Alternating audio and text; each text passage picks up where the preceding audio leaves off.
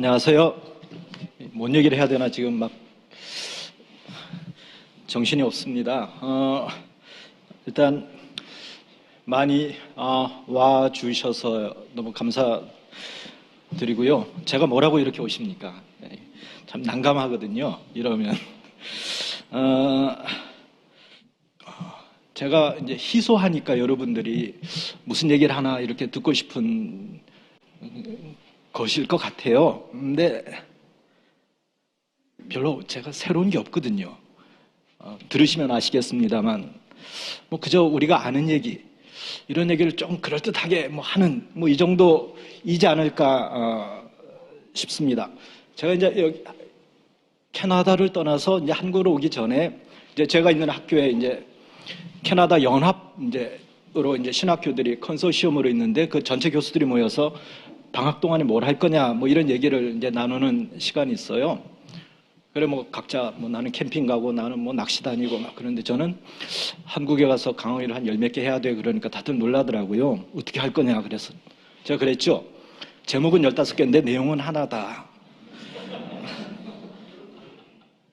근데 이게 말이 그렇지 그게 그렇진 않지 않습니까? 그래서 제가 막 한 열 몇 군데를 가다 보니까 이 얘기를 여기서 했는지 저기서 했는지 막 이게 뒤죽박죽 이거 지금 막 정신이 없거든요. 아마 오늘 강의도 뭐 그러지 않을까요? 그러니까 여러분들이 제가 이제 부탁드리고 싶은 것은 기대하지 마시고 뭐 새로운 게 있겠습니까? 거기서 거지요. 뭐 그냥 편하게 한 40분 이렇게 들어주시면 좋겠습니다. 그래서 제가 오늘은 사실 다른 데서는 주로 특강이라는 이름으로 이제 강의를 한 거죠. 근데 오늘은 이제 책에 대해서 얘기하는 시간이니까요. 뭐 그렇게 뭐 무겁게 또 제가 굉장히 가벼운 사람이거든요. 그렇게 무거운 거 좋아하지도 않고 무거운 얘기를 안 할지는 모르겠습니다만 그닥 뭐 그런 얘기보다 제 책이 어떻게 나왔는지 그리고 책에서 의도하는 바가 무엇인지를 좀 간략하게 나누는 시간이었으면 좋겠습니다. 실은 이해직하라는 분이 우리 이해직하 책은 안 읽어봤지만 다 이름은 들어봤지 않겠습니까? 이해직하라는 분이 그런 얘기를 했거든요. 과거 현재 얘기는 여기서 하면 그닥 새로울 것이 없지 않겠습니까? 근데 이해직하가 한 얘기 중에 역사를 읽기 전에 역사가가 누구인지를 읽어라라는 얘기를 그럴듯해 보이죠, 뭔가.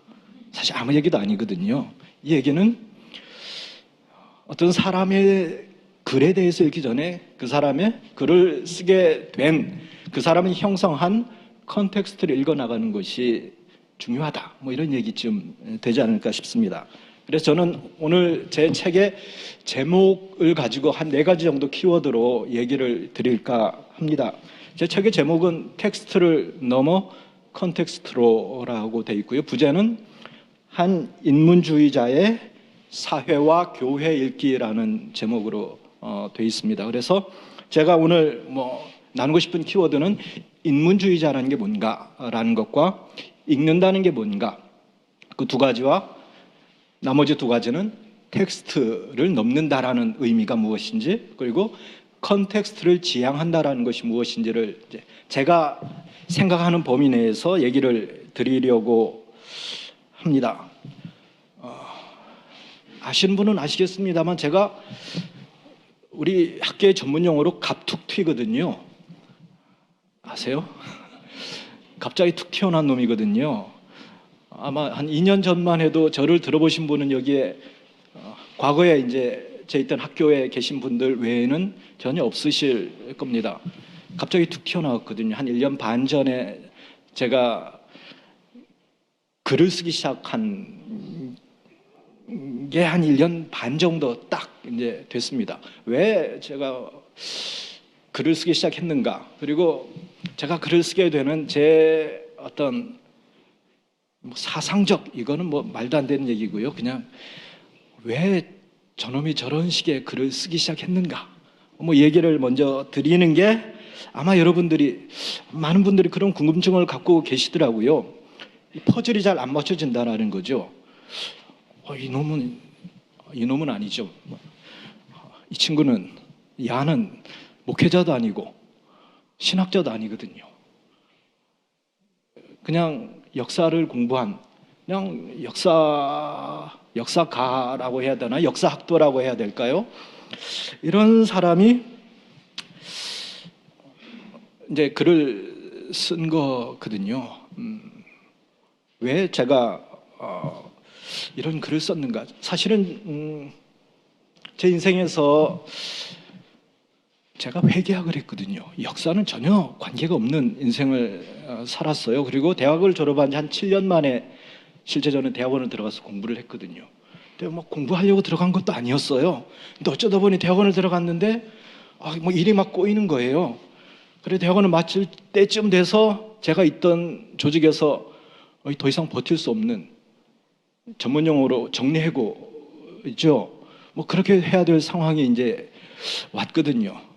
이 안에서 치졸하게 버티느냐 아니면 멋지게 나가느냐 할 때 제가 철이 없어갖고 이제 멋지게 나가서 영국으로 이제 갔습니다. 거기 가서 이제 역사를 박사과정을 이제 공부를 했거든요. 이제 남들이 들으면 제가 굉장히 똑똑한 줄 알는데 재수없는 얘기지만 제가 한 3년 반 만에 박사학위를 마쳤어요. 또 서양 중세 굉장히 재수 없으시죠? 근데 보통 이렇게 심사를 하면 이런 게 있거든요. 논문에 대해서 이제 수정 기간을 이렇게 두는 게 있습니다. 그래서 뭐 마이너 커렉션 하면 한 달 동안 수정하고 메이저 하면 6년이나 1년. 근데 저는 1시간 커렉션을 받았거든요. 뭔가 좀 그럴듯해 보이지 않습니까? 근데 저는 서양 중세라는 우리와는 되게 낯선 것을 공부하면서 이런 꿈을 사실은 그때 꿨었습니다. 한국에 가면 내가 신학을 하지 않았지만 목회자들을 교육하는 데서 좀 있고 싶다라는 막연한 생각을 이제 제가 했었습니다. 그래서 교회사를 독학을 했지 않겠습니까? 그게 이제 지난해 나온 책이에요. 여러분이 아시겠습니다만 독학을 한 교회사 책이 올해의 대상 뭐 이런 거 받았거든요. 얼마나 재수 없으십니까?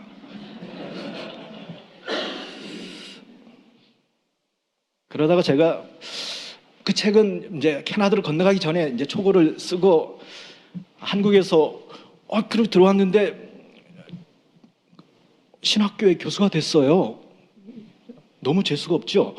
근데 어쨌거나 그리고 한 4년 이렇게 있다가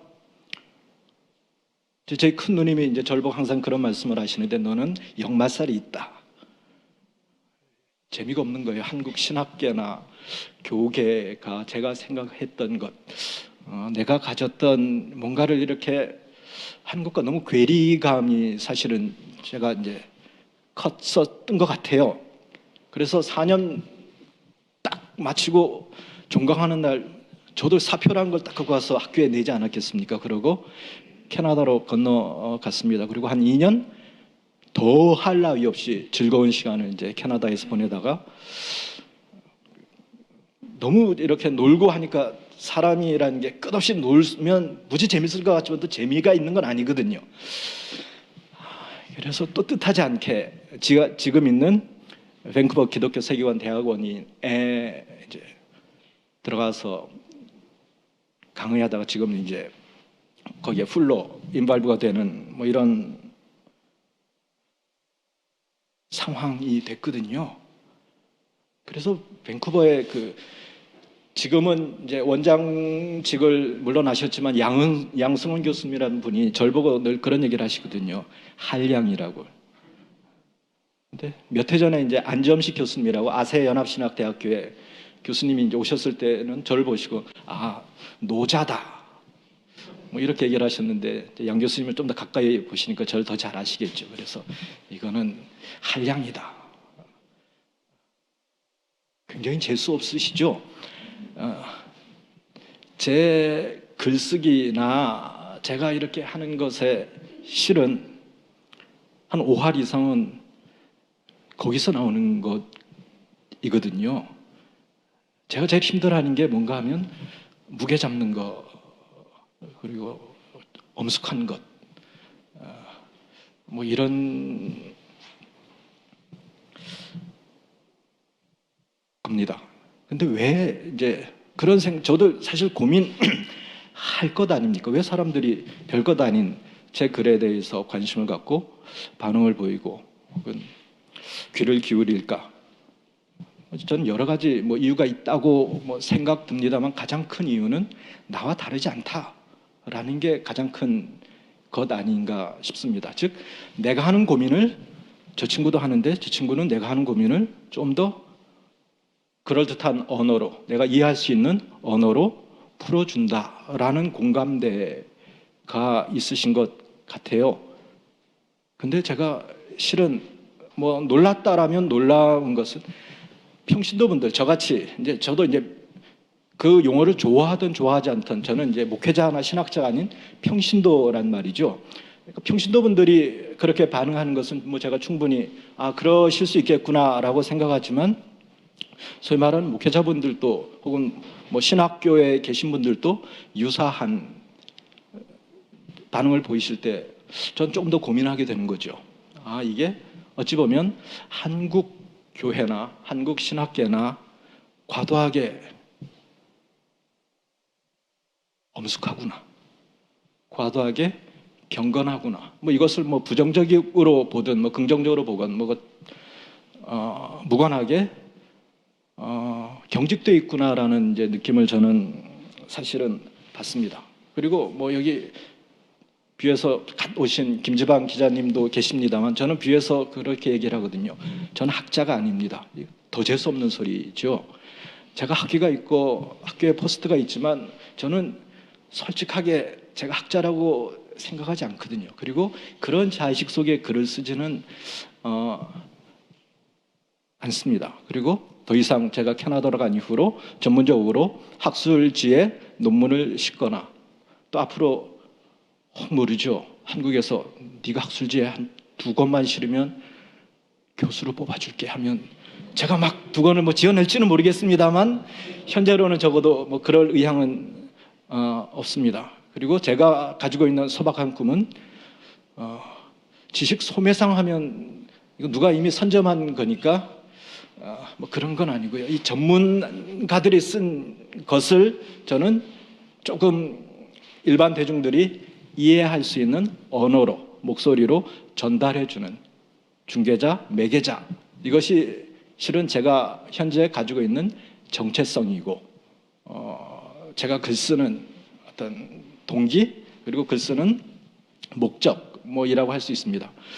근데 그러지 않습니까? 제가 신학자도 아니고 목회자도 아니니까 저를 소개할 때 약간 아리까리하거든요. 그래서 사용하기 쉬운 단어가 인문주의자입니다.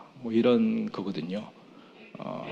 근데 제가 오늘 여러분과 나누면서 한 2단어 정도는 우리가 좀 교정을 했으면 좋겠다라는 그런 생각이 있습니다. 그 중에 하나가 휴머니즘이라는 단어에 대해서 우리가 생각을 좀 바꿀 때가 됐다라는 것과 또 하나는 포스트 모더니즘이라는 것에 대해서 우리가 조금은 더 생각을 교정할 때가 되지 않았는가. 특별히 한국 교회라는 맥락에서 저는 그런 얘기를 드리고 싶습니다. 그러니까 별 얘기를 하자라는 건 아닌데요. 이 2가지 단어만 우리가 이 한국의 맥락에서 정확하게 의미를 파악하고 사용해도 한국 교회의 굉장히 많은 부분은 우리가 새로운 시각에서 고민할 수 있을 것 같습니다. 인문주의라는 게 영어로 휴머니즘이라고 그러지 않습니까? 휴머니즘이라는 말은 한국에 여러 가지 단어로 번역이 되거든요. 인문주의로도 번역이 되죠. 그다음에 뭐로 번역이 되겠습니까? 세속주의, 인본주의, 인문주의라고 그냥 휴머니즘이라고 쓰기도 하죠. 근데 그 단어 중에 우리가 콕 집어서 인본주의라고 하면 그 반대말 우리는 뭐로 상정을 합니까? 신본주의. 이렇게 되면 게임 셋이거든요. 신본주의자들이 이 자식 이러지 않죠. 이 새끼 이러죠. 너 인본주의자야 하면 이제 그때부터는 게임이 거의 끝나는 분위기거든요. 근데 과연 그런 건가? 과연 이런 거죠. 신본주의의 반대말이 인본주의라는 표현으로 적당한가? 저는 이거 말도 안 되는 거거든요. 그리고 마태복음에 보면 그러지 않습니까? 마음을 다하고 힘을 다하고 성품을 다해서 하나님을 사랑하고 그 다음에 한 게 뭡니까? 네 몸을 네가 사랑하듯이 이웃을 사랑하라라는 거죠. 인본주의라는 것은 우리가 말 그대로 따져보자면 사람을 사랑하라는 거거든요. 그러니까 우리가 이런 식으로 얘기를 하죠. 하나님을 사랑하는 것과 사람을 사랑하는 것이 서로 대립될 수 있는 개념인 거냐? 그렇죠? 저는 그렇게 보지 않거든요. 물론 우리가 신앙적으로 하나님을 우리의 삶의 중심에 놓는다라는 전제를 신본주의라고 하는 것 반대할 이유가 없죠. 그러나 만약 그런 것이 신본주의라면 신본주의의 반대말은 인본주의가 되어서는 안 되죠. 뭐가 돼야 되겠습니까? 에고이즘이 돼야 되는 거죠. 자기 본의, 이것이 돼야 되는 거지. 어떻게? 사람을 사랑하는 것, 내가 아닌 타자를 사랑하는 것이 신본주의와 대립될 수 있는 개념으로 쓰이는가? 저는 이건 아닌 거거든요.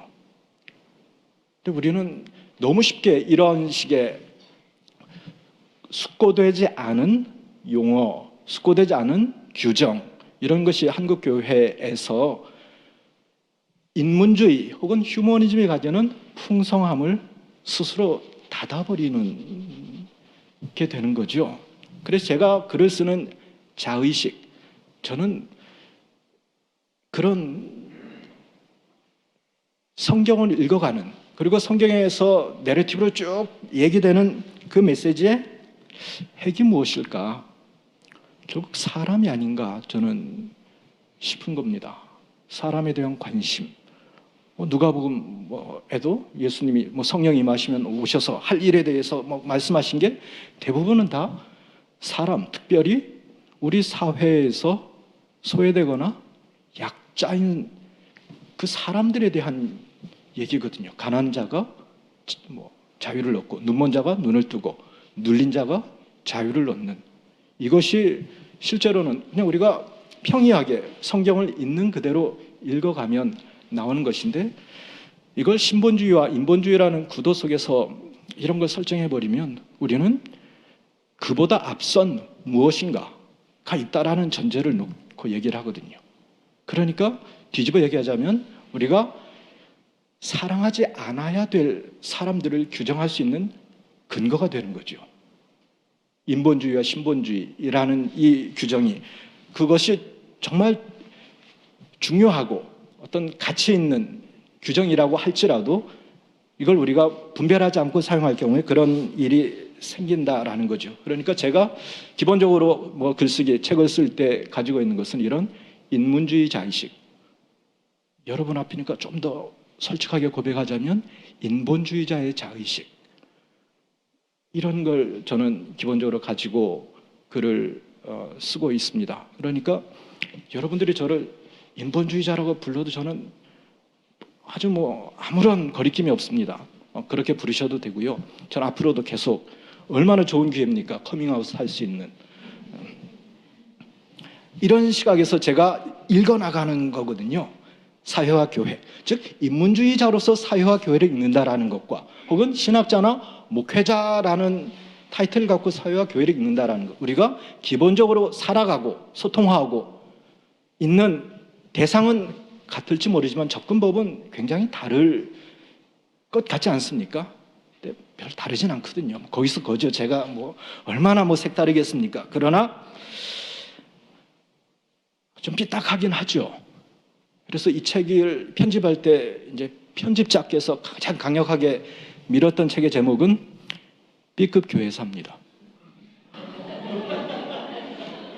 그러니까 아무리 읽어봐도 A급은 아닌 거였죠.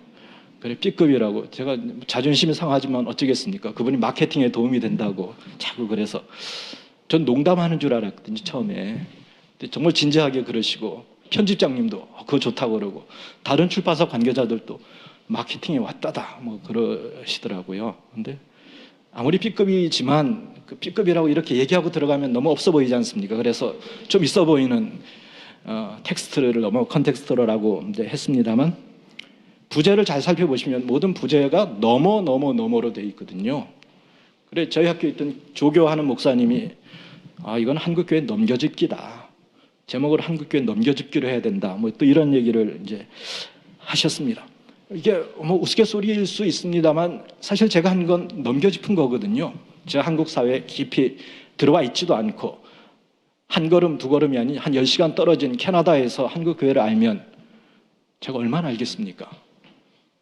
그래서 저는 스스로를 인터넷 워리어 이렇게 표현하거든요. 인터넷에서만 막 보고 아는 거죠. 제가 뭘 한국교회에 대해서 통찰이 있으면 얼마나 있고 뭐 그러겠습니까? 근데 제가 할 수 있는 건 이런 거죠. 다르게 보기 혹은 조금은 삐딱하게 보기. 근데 이게 실제로는 제가 쭉 제도로서 교회 역사를 살펴보다 보니까 그렇더라고요. 교회 역사에 수많은 변곡점이 있는데 사실 그 변곡점의 물꼬를 튼 것은 정통 주류 신학계 내에서 그 흐름이 생성되지는 않았거든요. 먼저 그 물꼬를 튼 건 약간은 삐딱하고 또 아주 많이 근본 없는 자들이 한 짓이거든요. 그래 제가 별 근본이 없는 뭐 어떤 한국의 뭐 신학계나 이런 데서 완전 듣보잡이죠. 아무런 근본이 없지만 제가 조금은 삐딱하게 그 너머를 이제 예측하고 뭐 예측이라기보다 너머를 짚어내고 다르게 내고 하니까 사람들이 그럴 수도 있겠구나라는 생각을 이제 기본적으로 한 거죠. 서양 역사에서 보면 최초의 인문주의자라고 하는 분이 등장합니다. 혹시 누군지 들어보셨나요? 에라스무스 인문주의자의 왕자가 있기 전에 누가 있어야 되겠습니까? 아버지가 있어야죠. 최초의 인문주의자는 페트라르카라는 사람입니다. 이 사람이 언제적 사람인가 하면 가톨릭 교회가 로마 교황청이 로마 있지 않습니까? 근데 로마 교황청이 쫓겨가서 저기 프랑스 아비뇽이라는 뭐 관광지로도 유명하죠. 아비뇽이라는 곳에 이제 잡혀간 적이 있습니다. 페트라르크가 그 아비뇽이라는 교황청을 보고 뭐라고 불렀는가 하면 교황청의 바빌론 유수라고 불렀거든요. 우리 성경에 보면 바빌론 유수 70년 있지 않습니까? 그 똑같은 기간 동안 교황청이 아비뇽에 있었습니다. 그리고 나중에 돌아와서 130년 후에 종교개혁이 일어났죠. 실은 그 시기가 가톨릭 교회가 저점을 찍던 시기거든요. 그리고 교황이 심지어 세 사람이 나도 교황이다. 나도 교황이다. 네가 교황이면 나도 교황이다. 이렇게 한 사람이 세 사람이 등장할 정도인데 그 시기를 이 페트라르카가 살아냈습니다. 근데 페트라르카가 우리 기독교 바닥에서만 유명한 분은 아니거든요. 등산 좋아하시는 분들은 페트라르카를 방두산 등정기 최초의 근대 등산가다라고 불리는 분이거든요. 왜 그런가 이제 우리가 이걸 생각을 해봐야 되겠죠. 그 이전에 등산한 사람이 없겠습니까? 산에 수없이 올라간 사람들이 많겠죠. 중세에도. 그런데 왜 최초의 근대적 등산가다라고 페트라르카를 불렀는가? 실은 중세에서 어떤 멀리 간다라는 것, 집을 떠나서 멀리 간다는 건 실제로 중세의 맥락에서는 쉬운 일은 아니었거든요. 대부분 멀리 간다라는 건 순례, 즉 죄에 대한 처벌의 수단으로 이제 고해의 방편으로 가는 것이 기본적으로 순례였다라는 거죠. 근데 페트라르카는 산에 등산하는 것, 이것을 자연을 있는 그대로 느끼고 그 자연을 창조하신 하나님을 느끼는 그 이전에 봤던 이 고해를 통해서 인간의 비참함을 고민하고 인간의 비참함을 깨닫고 신 앞에 더 엎드리는 이러한 것과 전혀 다른 세계관을 보여주었거든요. 근데 이런 세계관이 언제 형성됐는가 하면 중세 유럽에서 가장 많이 필사된 책 제목이 이노켄티우스 3세라는 교황이 쓴 인간 생활의 비참함에 관하여 라는 책이 있거든요. 이게 중세에서 가장 많이 필사된 책인데 그 교황이 어떤 교황인가 하면 오늘날 가톨릭 교회가 고백하는 7가지 성사를 마련한, 즉 가톨릭의 틀을 잡은 분이세요. 그 교황이.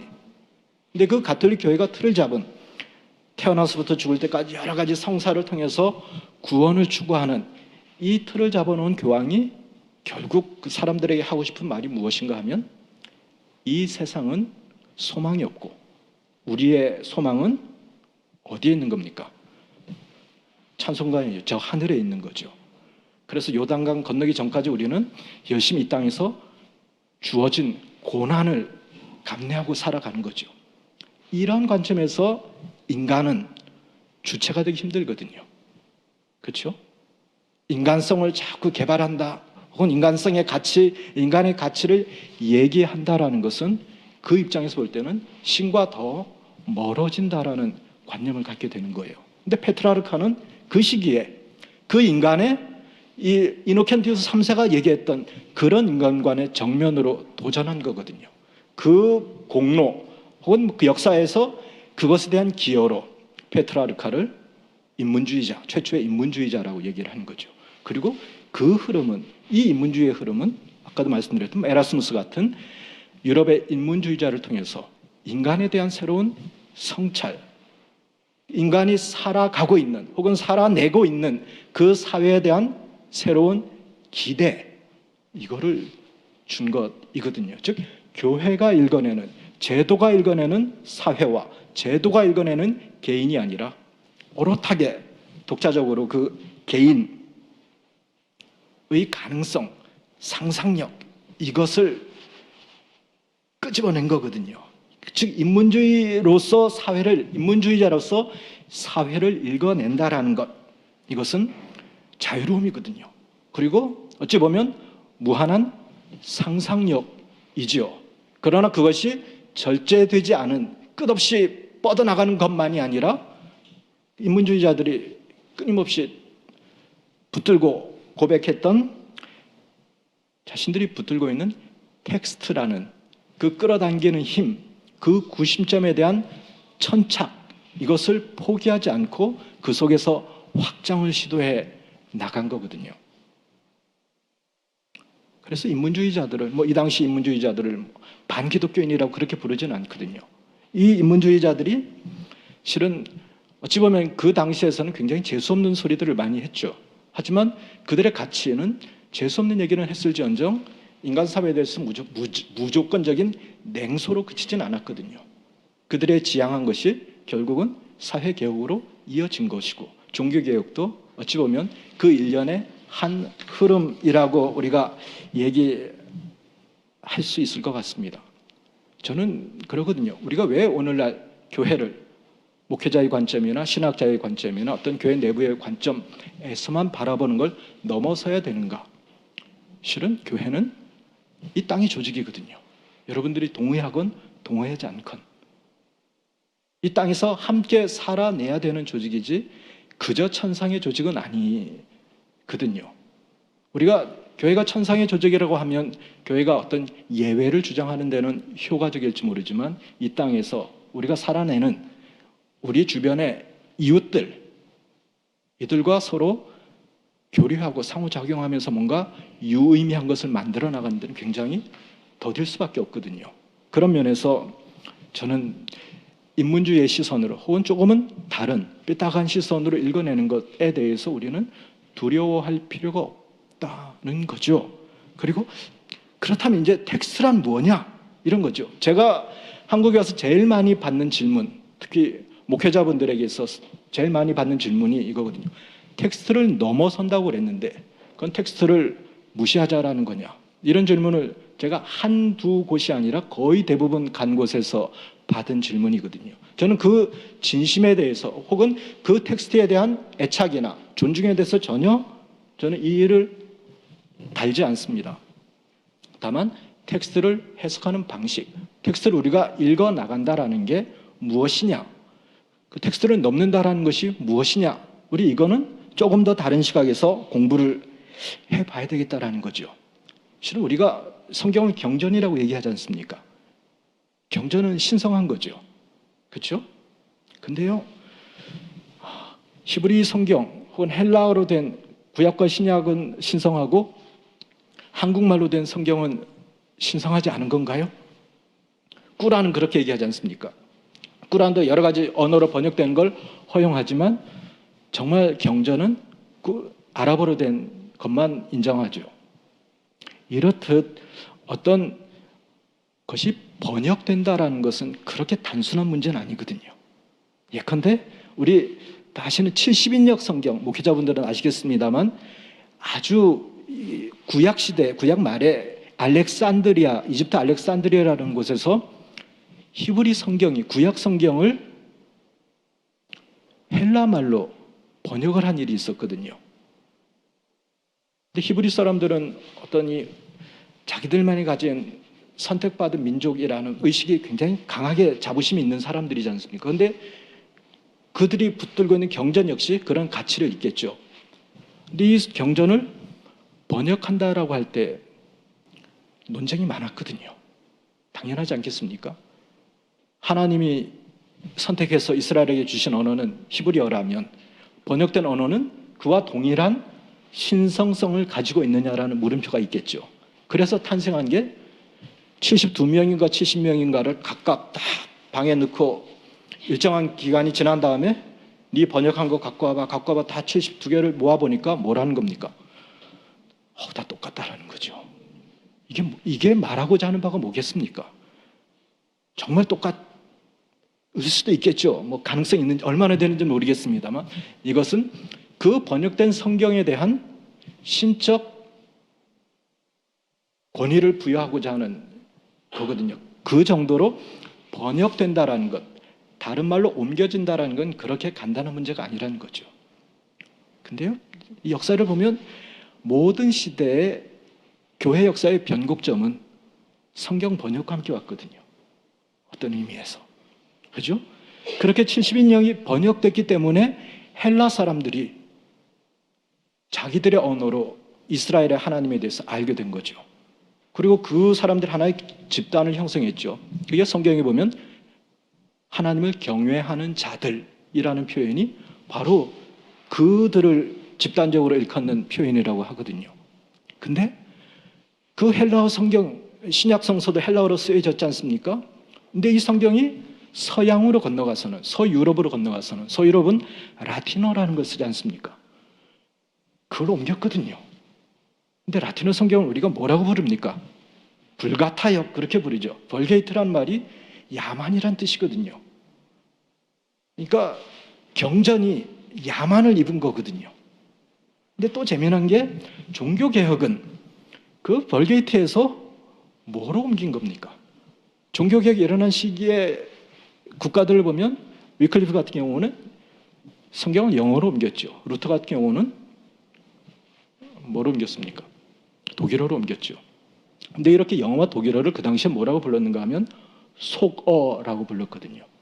버네큘러. 이게 벌게이트랑 같은 어원이거든요. 즉 어느새 가톨릭의 벌게이트 야만어는 경전이 돼 있었던 거죠. 그리고 그것을 자국어로 번역했을 때 이건 속어라고 불렀거든요.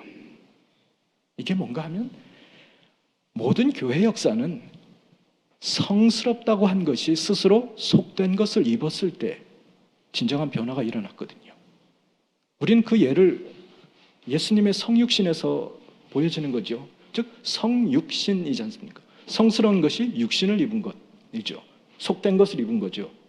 어찌 보면 바로 텍스트를 우리가 넘는다라는 것은 그 텍스트를 경전으로 가두어 두는, 사실 그런 선택을 할 수도 있고 그것이 정말 전환돼서 넘어서서 새로운 교회와 새로운 신학을 만들어낼 수도 있거든요. 근데 모든 역사의 변곡점에서 성경 번역을 통해서 새로운 신학과 새로운 교회가 그 위에 생겨난 겁니다. 즉 벌게이트 성경이 불가타하게 번역됨으로써 동방교회와는 다른 서방교회의 독자적인 신학이 형성된 거고요. 루터의 성경과 위클리프의 성경이 번역됨으로써 영국의 교회와 독일의 교회는 로망서를 기반으로 한 가톨릭 교회와는 다른 식의 교회를 만들어냈지 않습니까?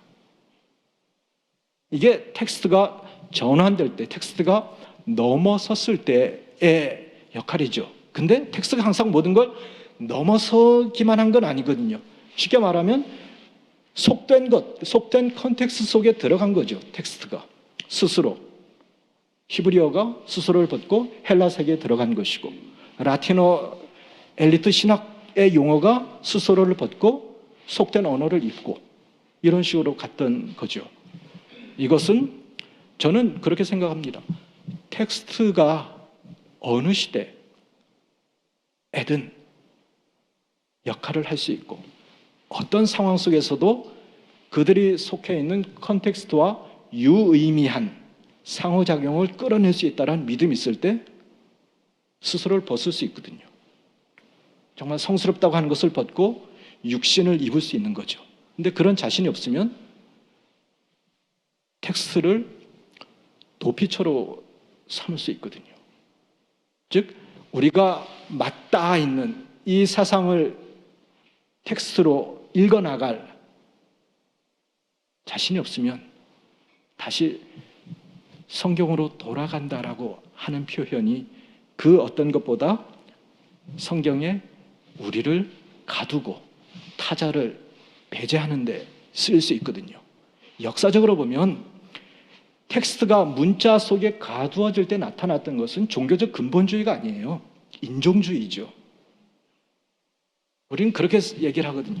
텍스트만 붙들고 문자 그대로 하는 걸 근본주의라고 하지만 사실은 근본주의는 종교적으로 충분히 어떤 존중받을 수 있는 그 나름의 진실성 혹은 진정성을 저는 어느 정도 있다고 봅니다. 그런데 정말 이 텍스트에 갇혀질 때의 문제는 근본주의에 갇혀지는 게 아니라 그것이 타자를 배제하고 다름을 억압하는 실질적인 인종주의로 항상 드러났거든요.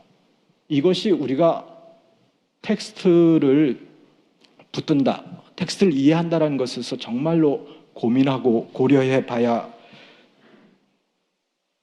될 거거든요. 즉 컨텍스트와 싸워나갈 자신이 없을 때 너무 손쉽게 환원하는 거죠. 텍스트 뒤로. 그러니까 성경의 몇 가지 전가를 가지고 우리 사회를 그 틀에 맞추고자 하는 시도, 너무 진지한 시도지만 또 너무 종교적으로 보이는 시도이지만 그 시도는 결국은 나와 타자를 가르고 벽을 세우는 그런 결과밖에 낳지 못할 때가 굉장히 많거든요. 이게 실제로는 종교개혁이 낳은 명과 암의 부분이거든요. 실은 우리가 살고 있는 이 교회, 이것은 제가 몇 차례 다른 데서 말씀드렸습니다만 이 제도는 근대의 제도거든요. 중세교회는 오늘과 같은 이런 교회 모습이 아니었습니다.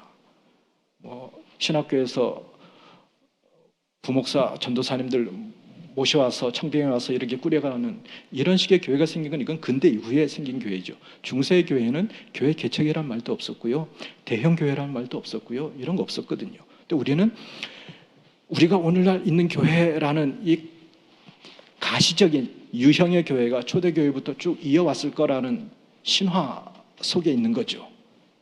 그래서 그것이 근대의 하나의 제도다라고 하면 일단 저거 뭐야? 딱 이런 식의 가드를 딱 이제 올리시거든요. 한번 해보자 이거죠.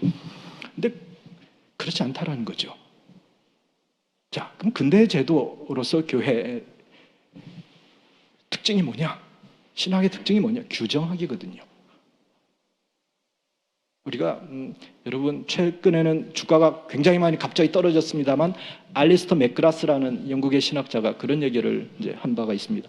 17세기가 즉 종교개혁이 일어나고 그 다음 세기죠. 17세기가 교회 역사에서 여러 가지 이제 개신교들이 등장하면서 신조들이 많이 만들어진 시기거든요. 신앙 고백서도 만들어지고. 근데 이 양반이 냉정하게 그 시기를 평가하기를 17세기의 신학은 그 당시 지성사의 흐름에 전혀 영향을 주지 못했다.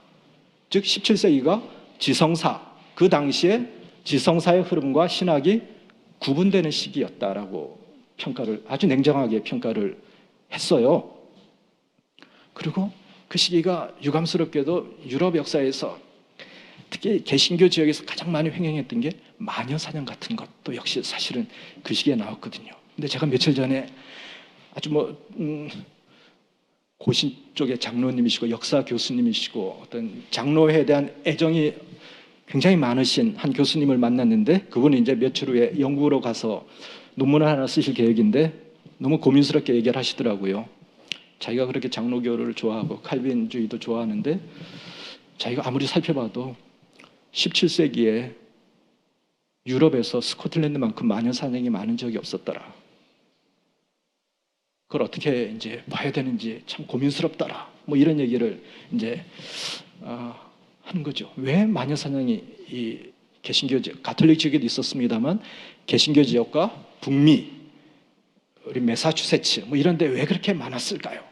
이게 저는 뭐 굳이 뭐 그것이 나쁘냐 좋냐 이런 것보다 사실은 규정한다라는 것은 신학이 무엇이고 신앙인이 무엇이고 우리가 믿어야 할 바가 무엇이라는 걸 우리가 규정하는 순간 실제로 그 규정의 범위 내에 들어오지 않는 것들은 배제되는 거거든요.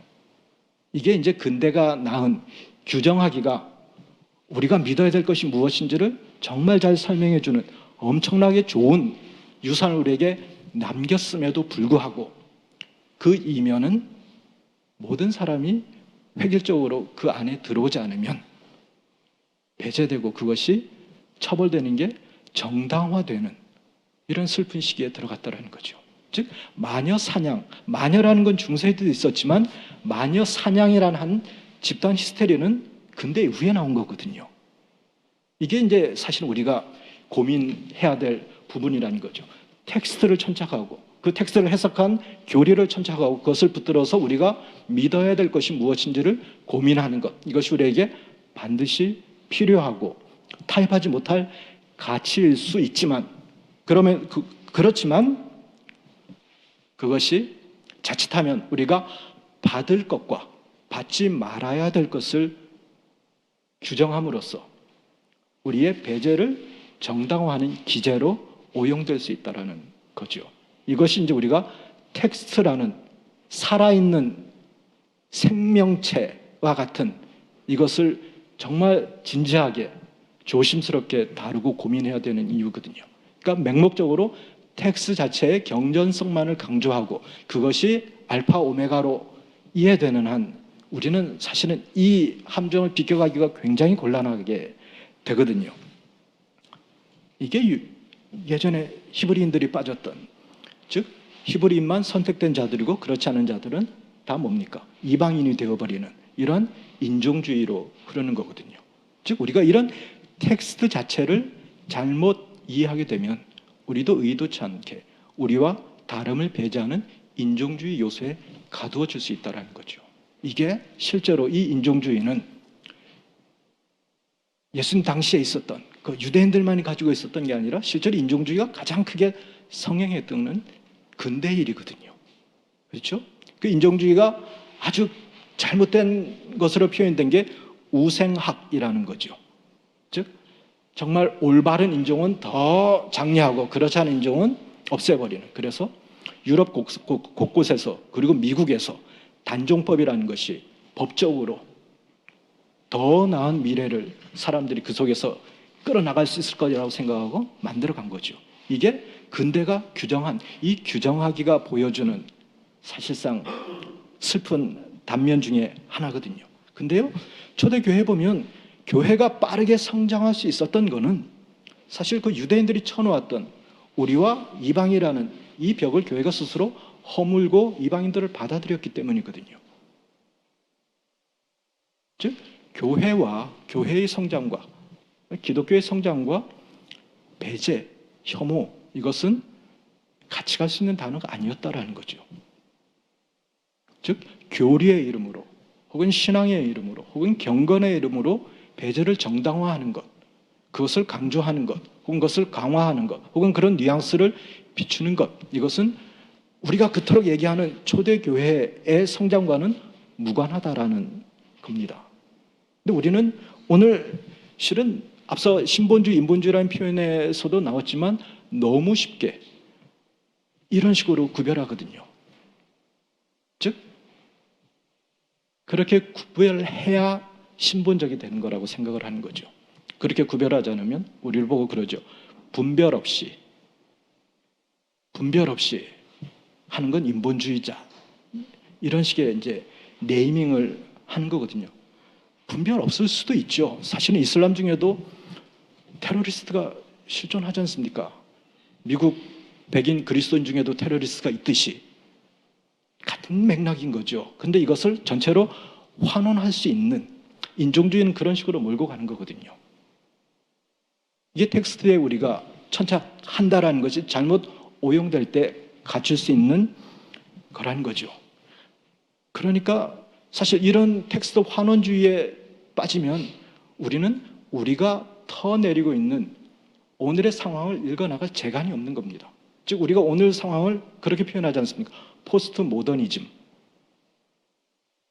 포스트 모더니즘이 저는 그렇거든요. 제가 뭐 역사를 공부하고 뭐 지성사라는 거 물론 학자는 아니지만 그래도 공부를 했으니까 뭐 학위를 받았을 것 아닙니까? 근데 그렇거든요. 제가 가슴에 양심을 얻고 생각을 해보면 근대주의가 낳은 한계가 너무나 뚜렷했기 때문에 나온 게 후기 근대거든요.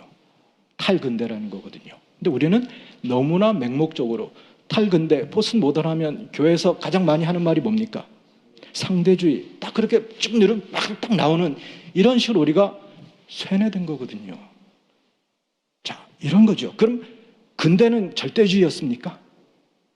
자, 근대가 지향한 절대가 뭡니까? 그러니까 이런 거죠. 근대가 지향한 절대가 정말 신의 절대, 진리의 절대였는지 아니면 인간이 혹은 서유럽 사람들이 혹은 서유럽의 그리스도인들이 진리조차도 인간의 이성으로 완전히 풀어낼 수 있다고 생각한 오만의 시대였는지 그게 더 정확할 표현이거든요. 즉 절대 진리를 근대에는 믿었고 탈근대는 절대 진리를 믿지 않는 이런 식의 도식으로 우리가 이걸 접근해 버리면 교회는 답이 없는 거라고 저는 생각을 하거든요. 근대가 무너진 것, 근대가 절망했기 때문에 탈근대에 대한 논의가 나온 거죠.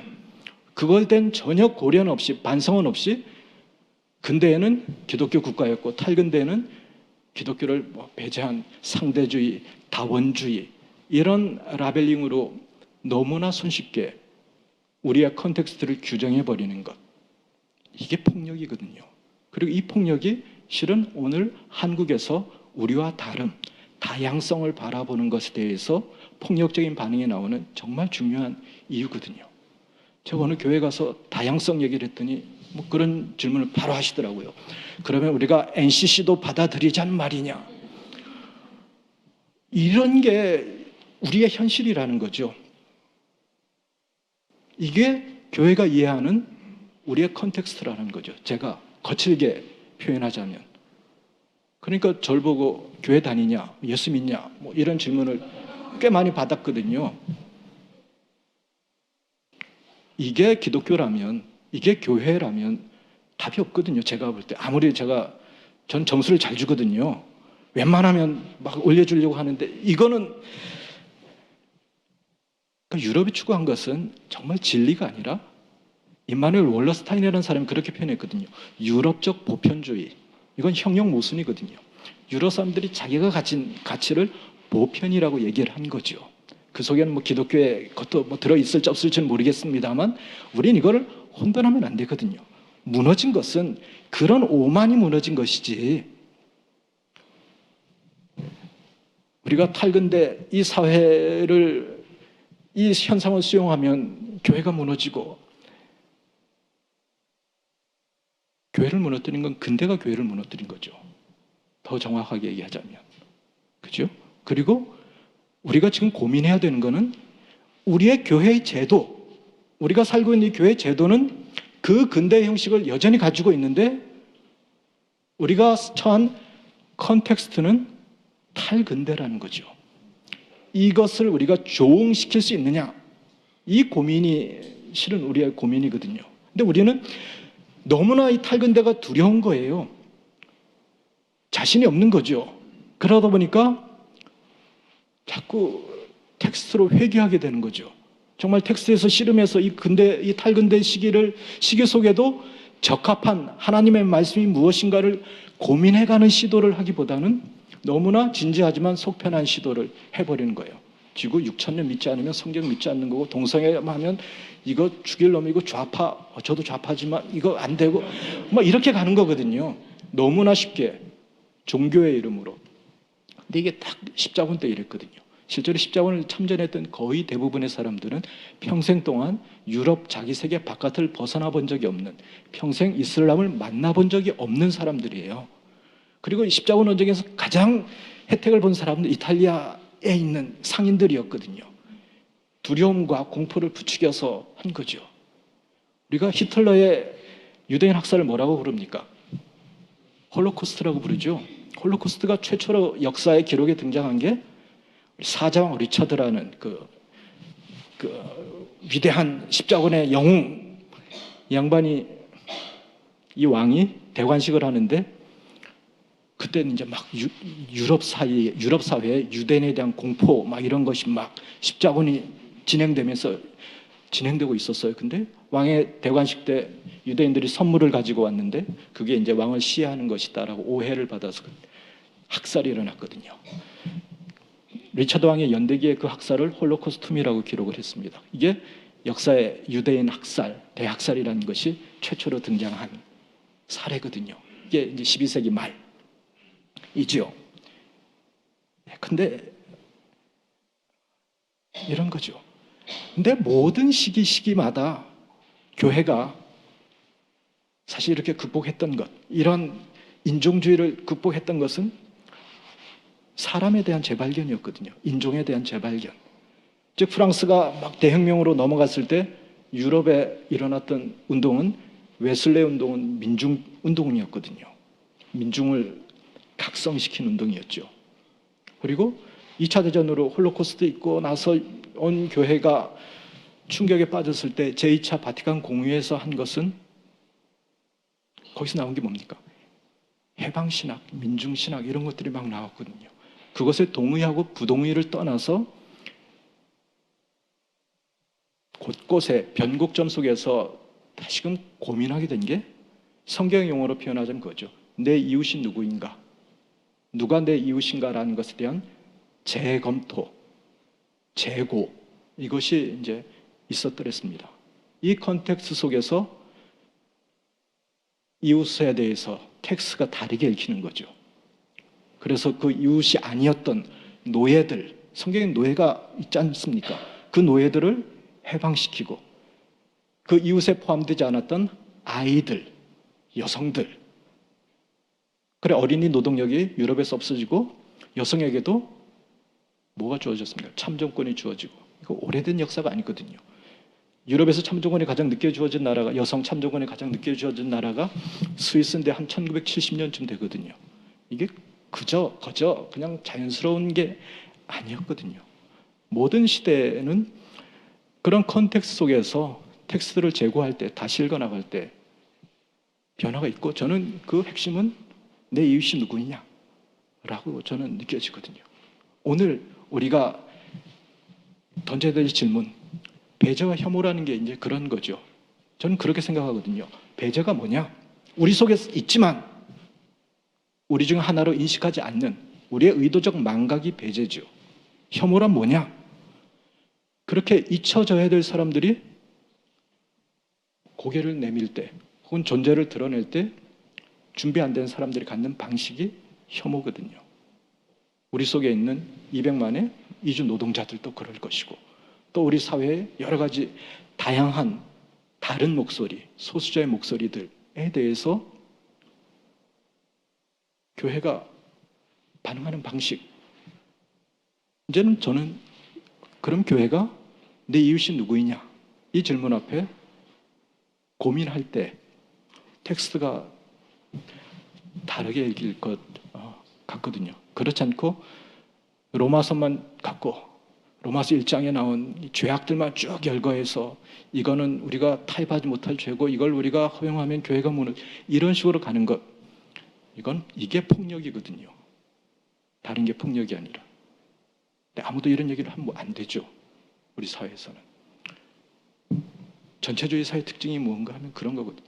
하고 싶은 말을 못하게 하는 것도 있지만 내가 속으로만 하고 있는 생각도 겉으로 네 생각이 뭐냐라고 물어보는 것, 이것도 폭력이거든요. 너의 이슬람에 대한 견해는 뭐야?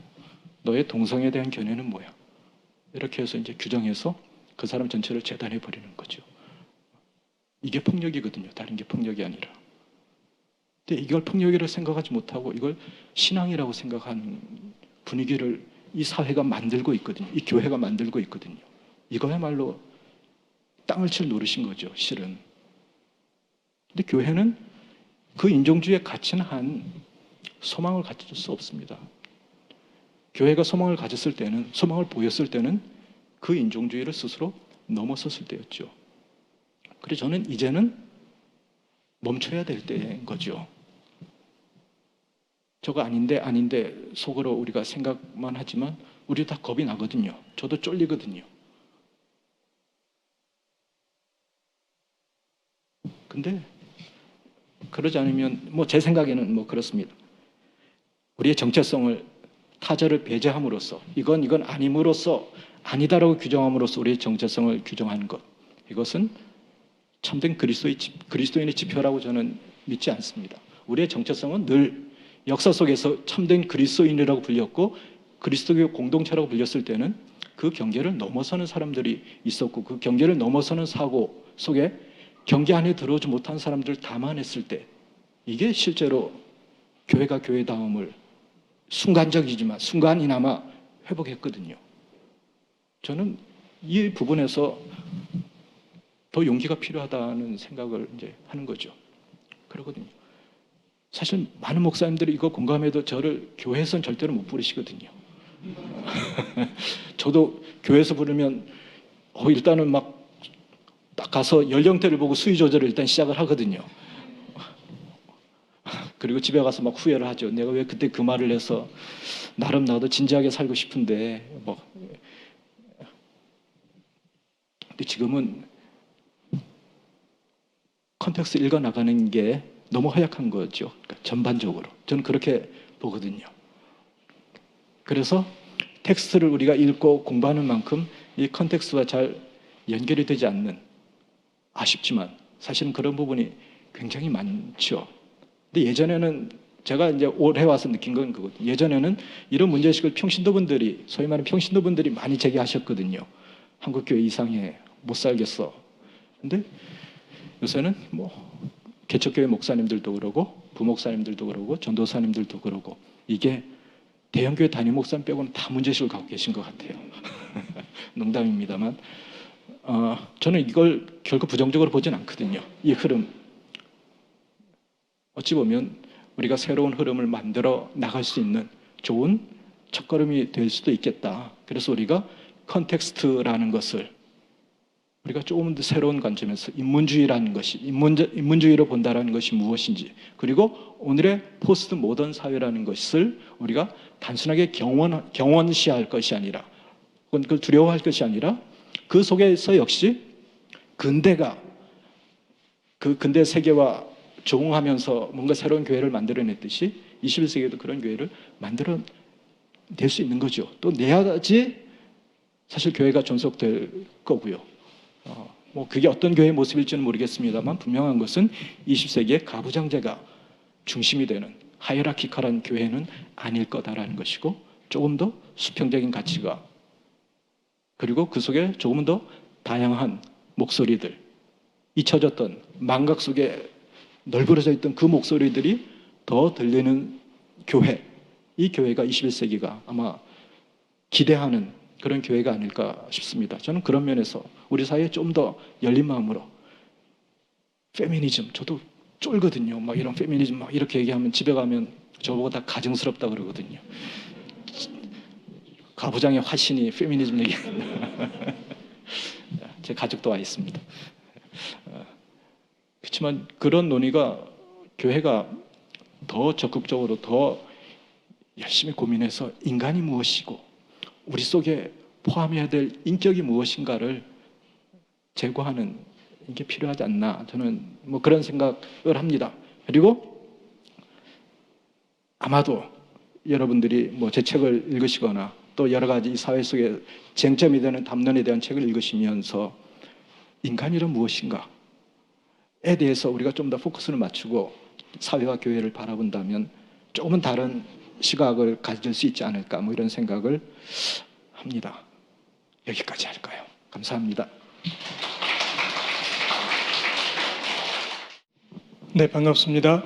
저는 복음과 상황 편집장으로 일하는 옥명호라고 합니다. 반갑습니다.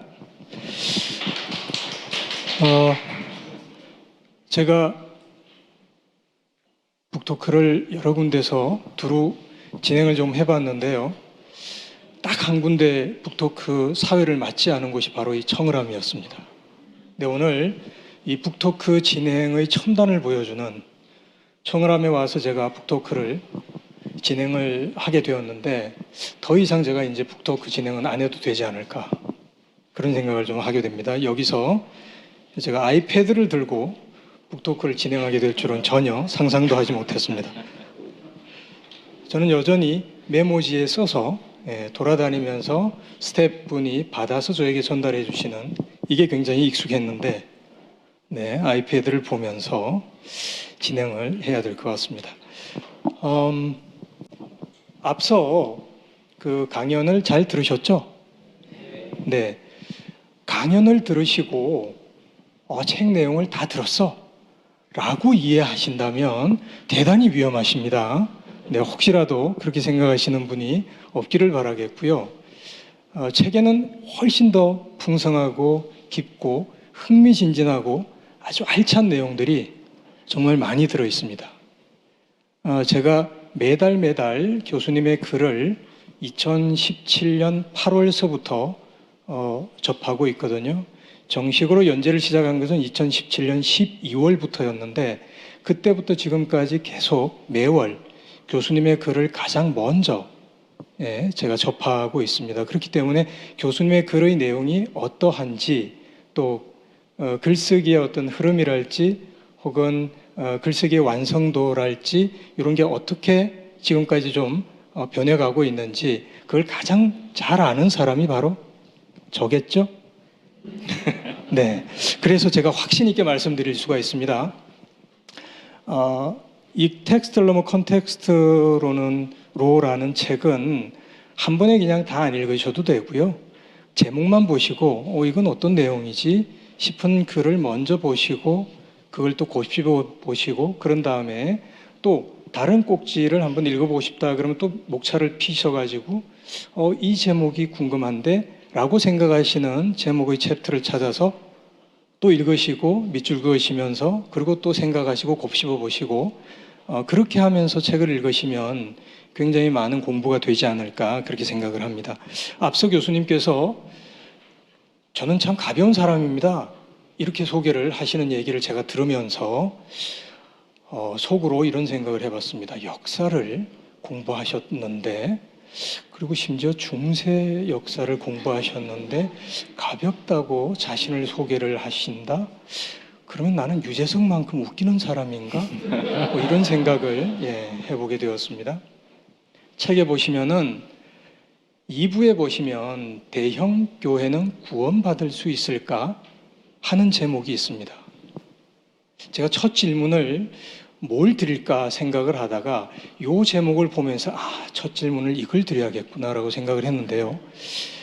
그 제목을 보는 순간 내용을 굳이 읽지 않아도 이분 대형 교회는 초대를 못 받으시겠구나. 혹시 받으셨나요? 이것도 라이브가 지금 되고 있는 건가요? 그러면 노코멘트 하겠습니다. 초대를 네, 굳이 제가 대답을 듣자고 여쭤본 건 아니고요. 그런데 제가 알기로는 지금 이제 한국에 오신 지 한 달여 되어 가는데 한 24군데 오늘로 그렇게 지금 계속 초대를 받아서 강의하시고 또 대화를 나누시고 그런 만남을 이어오고 계신 걸로 알고 있거든요. 그 가운데에는 한국의 작은 혹은 중형 정도 되는 교회 목회자들 모임에도 가시고 또 다른 오프라인 모임에서 북토크라든지 혹은 독자들을 만나오고 계신데 기존에 캐나다에서 페이스북이라는 이 온라인을 통해서 SNS를 통해서 글을 쓰시거나 아니면 저희 지면에 보험과 상황 지면에 글을 써 오셨단 말씀이죠. 그런데 이번에 한국에 오셔서 실제 이제 독자분들을 만나시거나 아니면 한국 교회에서 실제 목회하시면서 또 씨름하거나 고민하시는 목회자들을 만나오셨는데 지금까지 그 만남 가운데 좀 기억나는 일화가 있거나 아니면 그 만남에 대해서 좀 생각나는 나누고 싶은 부분이 있다면 좀 말씀을 해주시면 고맙겠습니다. 사실 이 사전 질문이 계획된 거거든요. 근데 전혀 계획하지 않은 전혀 다른 질문을 지금 하셔서 순간적으로 근데 이런 질문을 갑자기 또 던져야 재미가 있기 때문에. 실은 뭐 제가 교단으로 치면 기장교회부터 합동교회까지 이렇게 뭐 한번 가봤습니다. 근데 가장 인상에 남았다고 해야 되는 건지는 모르겠는데 정말 책을 열심히 읽어오신 분들이 이제 계셨거든요. 거의 대부분의 분들은 와서 이제 책을 사시거나 뭐 이렇게 하셨는데 책을 다 읽고 저를 부르신 어떤 모임도 있었고요. 그런 데 가서 얘기를 들을 때 한편으로 보람도 있었고 한편으로는 제가 확실히 키보드 워리어로만 살아서 디테일을 놓친 부분에 대해서 조금 더 고민하게 된 뭐 이런 부분도 있었던 것 같고요. 그제죠. 그 서만교회 김지철 목사님하고 이런 식으로 한 대담을 이제 강의하고 한 40분 정도 이제 하셨는데 그분이 제 책을 읽고 6페이지로 이제 리뷰를 써 오셨어요. 쭉. 그래서 끝나고 어떤 분이 그러더라고요. 고생하셨다고 이제 저보고. 그러면서 제가 이런 게 있거든요. 역사가의 언어와 또 성서학자의 언어와 조직신학자의 언어가 똑같은 용어를 쓰지만 언어가 차이가 있거든요. 이제 그런 부분에서 제가 성서학자로서의 언어를 이제 또 다른 측면에서 텍스트를 바라보는 것을 좀 많이 고민하게 됐던 그런 시간이었던 것 같아서 저는 개인적으로 굉장히 고마웠던 시간이었습니다. 제가 이제 기본적으로 가지고 있는 생각은 이러거든요. 종교개혁이라는 맥락을 쭉 연결을 시켜보자면 에라스무스가 질렀거든요. 그 다음에 그걸 받아서 루터가 성경을 해석하고 새롭게 했거든요. 성서학자가 받았죠. 그 다음에 이제 그걸 마무리한 게 조직신학자들이거든요. 실은 저는 어떤 새로운 언어의 전환, 이것이 문화의 전환으로 이어지는 것은 이 메커니즘에 늘 반복된다라고 생각을 하거든요. 제가 할 수 있는 역할은 지르는 거거든요. 정리하는 것이 아니라 새롭게 던지고 고민할 수 있는 거리들을 얘기하면 실은 제가 한국에서 생각할 때 가장 중요한 키를 가지고 계신 분들은 성서학자들이라고 저는 기본적으로 생각합니다. 그분들이 그 씨름한 것을 가지고 텍스트에서 새롭게 생명을 찾아내는 거죠. 그리고 그것이 정리되면 그 다음에 조직신학자들이 신학책을 바꾸든 뭘 어떻게 하든 그런 하나 일련의 것이 마무리된다라고 생각을 합니다. 그런 면에서 저는 텍스트라는 것에 대해서 여전한 어떤 집착, 애착 뭐 이런 게 있고요. 그래서 어제 저는 엊그제 그런 성서학자가 하시는 그 작업 내가 생각하는 게 역시 그래야 되겠구나라는 걸 뭐 개인적으로 확인하는 뭐 그런 기쁨이 있는 시간이었습니다. 네, 감사합니다. 사실은 그 최종원 교수님이 청년기에 굉장히 보수적인, 여기서 굉장히를 한 3번 정도 해야 될 것 같은데 굉장히 보수적인 그 학생 선교 단체에서 신앙 훈련을 받으셨고 신앙생활을 하신 분이거든요. 상상이 되시나요? 네. 이렇게 아무 반응 없는 경우는 제가 그다음 반응을 어떻게 해야 될지 곤란한데 그런 분이셨어요. 그런 분이셨는데 계속 말씀하시는 내용 가운데에는 전혀 그 청년기에 신앙훈련 받은 분이 맞나 하는 생각이 들 정도의 그런 내용들을 말씀을 하시고 책에도 사실은 그런 내용들이 좀 많이 담겨 있는데요. 그러나 아마도 저희 보험과 사망 8호로 메인 인터뷰 기사를 보시면 조금 더 교수님을 이해하시는데 도움이 되시지 않을까 좀 생각을 합니다. 조금 제가 가벼운 질문을 그야말로 이건 준비된 질문입니다. 좀 드리려고 하는데요.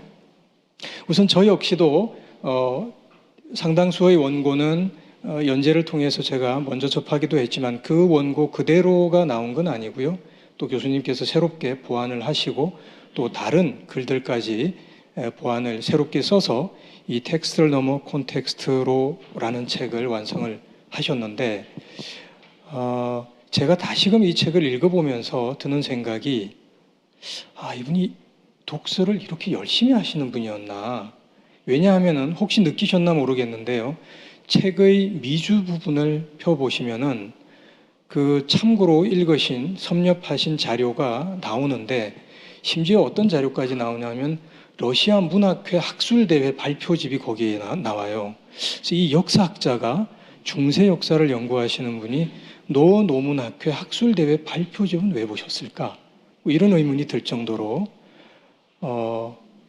그래서 자료 수집에 특별히 애착이 많으신 건지, 아니면은 또 다른 글을 쓰시기 위해서 여러 자료를 두루 찾아보고 섭렵하시는 게 그냥 몸에 자연스럽게 배인 건지, 또는 그런 자료를 섭렵하시는데 교수님 나름의 좀 어떤 노하우가 있는지, 그걸 한번 좀 여쭤보고 싶었습니다. 또 이러면 또 재수없는 얘기를 해야 되거든요. 미리 양해를 구하면 저는 사실 책을 읽지 않습니다. 저는 공부를 하거든요. 제가 논문을 쓰거나 책을 쓰기 위해서 필요한 것을 공부를 하기 위해서 논문을 찾고 책을 읽지, 저는 독서를 위해서 독서하지는 않거든요. 뭐 질문과 답이 뭐 일단 약간은 좀 엇나간 얘기겠습니다만, 저는 일단 제가 사인한 분들은 환불할 수 없으니까 제가 일단 안심하고 말씀드리면,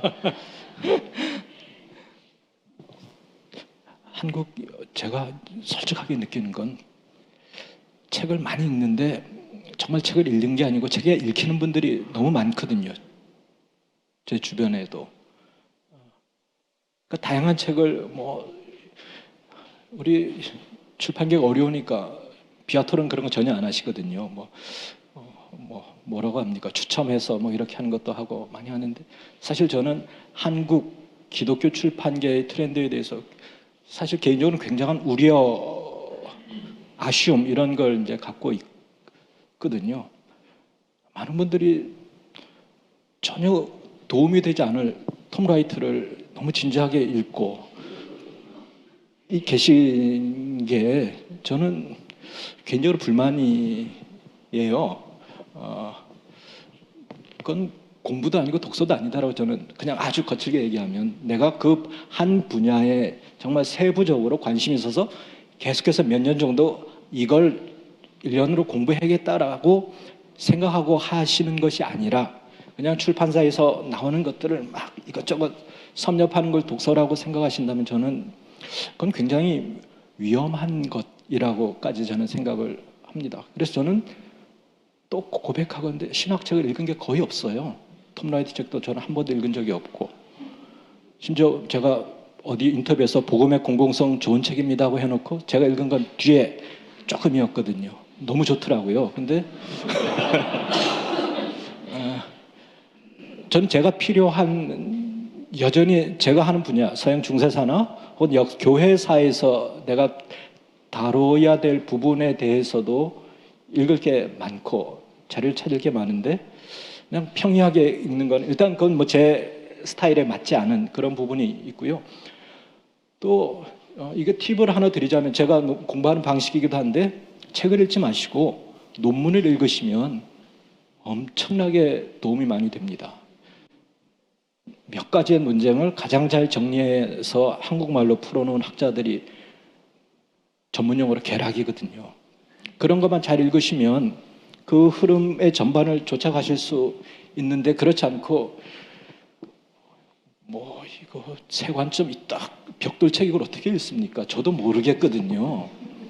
근데 한국에 저는 신학자 분들의 책이나 논문이나 일반 인문학 논문들이 정말 활용할 수 있는 게 많거든요. 제 초대교회사 책도 거의 대부분 사실 한국 저자들 경계를 넘나들어서 신학책을 인용했거나 신학서적을 인용한 정말 거의 없습니다. 이 책도 마찬가지고요. 그런데 이런 거죠. 인문학, 우리와 전혀 관계없어 보이는 문학도 사실은 교회를 이해하는데 정말 중요한 요소거든요.